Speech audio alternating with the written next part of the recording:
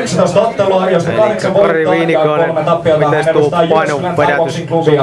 Hyvät naiset ja herrat, Jarkko Kekäläinen. Saunassa sai kuitenkin sitten vedettyä viimeiset nesteet pois. Miten sä aiot käyttää tämän loppuajan valmistautumiseen sitten huomiseen kilpailuun? Juoden ja nukkuen.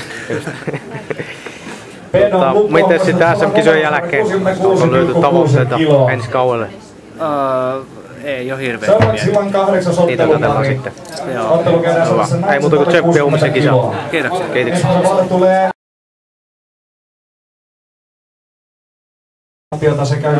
No niin, Jere Flinkman, miten sulla tuo painon tiputus? Tarvisiko sitä tehdä ollenkaan? Ei sitä yhtään tarvinnut. Mieluummin mun olisi pitänyt syödä vähän enemmän. Vähän isompi painoluokka kuin normaalisti. Just. Milläs mielin muuten huomiseen kisaan? Ihan hyviä. Mä ottelin viime vuoden VM-karsinnat samaa kaveria vastaan. Ja no mä voitin sen matsin, mutta mä olin aika jäässä siinä. Nyt on vähän hampaankolossa, niin oikein innolla ootan huomista matsia. Luottavaisin mieli. Todellakin. Miten sitten, onko ensi kaudeksi, niin minkälaisia tavoitteita jo löyty lukkoon? EM-meihin ja MM-meihin ehkä pitäisi päästä. Niistä vielä keskustellaan valmentajan kanssa. Täytyy katsella. Joo, kuulostaa oikein hyvältä. Ei muuta kuin tsemppiä huomisen kisaan. Kiitoksia. Kiitoksia. Voittoa 4 tappiota sekä oli Miika Kinnunen. Miten sulla tää painonvedätys? Oliko tarvisiko tähän töitä ollenkaan? Ei tarvitse vetää, että meni semmoisen painoluokkaan, että ei tarvitse tiputella sitä painoa enempää. Joo. Kumminkin kilpaillaan tainyrkkeilyssä eikä painonpudotuksessa. Nimenomaan. Miten sulla tämän kauden reenailut sujunneet? Onko ollut mitään haavereita? Ei ole mitään sen kummempia, että ihan hyvin mennyt. Kiva ollut reenailla ja päässyt reenaamaan. Tasan 80 Miten kiloa. Sitten, onko tavoitteita mietitty ensi kaudelle? No ei ole kyllä mietitty, aina matsi kerrallaan. 15 ottelua, josta ei muuta kuin tsemppiä huomissa kisaan. Sekä yksin no contest. 5 voittoa, 2 tappiota sekä Ville Aalto, miten sulla tää painon suhteen kävi?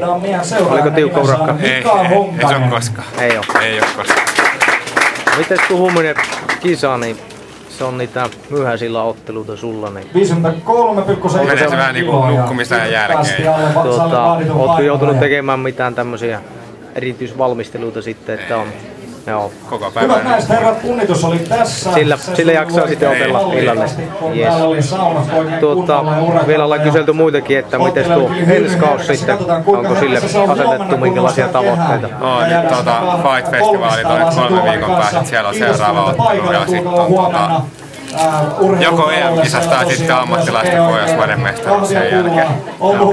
Siihen asti nyt on ainakin sovittu. Tavoitteita kyllä riittää. Joo, Norjaa. Ei muuta kuin onnea ja menestystä. Kiitos.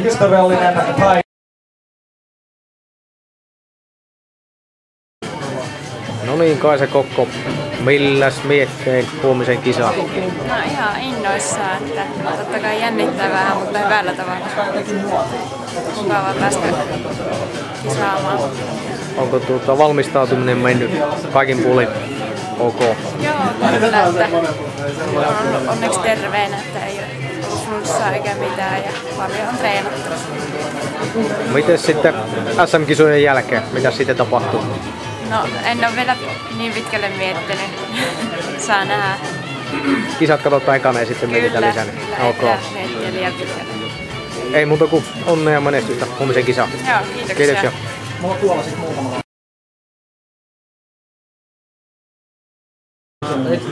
Jarkko Kekarainen, miten meni sulla tää painon tiputus? Tarvitsiko tiputtaa No painoa? eipä se yllättävän helposti.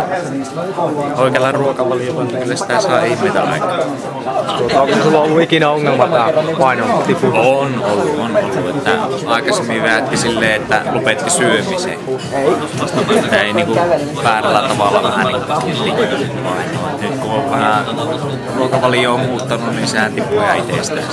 Aivan. Tarviiko mitä erikoistankkauksia tehdä sitten huomista kisaa ajatellen? No kyllähän sitä nyt täytyy syömään lähteä kuitenkin. Tää päivä on ollut aika nälkälakossa. Aivan. Milläs miettii muuten huomisen kisaa? Ei, toivekkain täysin ja lähdetään yrittämään ja katsotaan mihinkä se riittää. Ei muuta kuin tsemppiä huomisen kisaan. Näin, kiitoksia. Kiitoksia.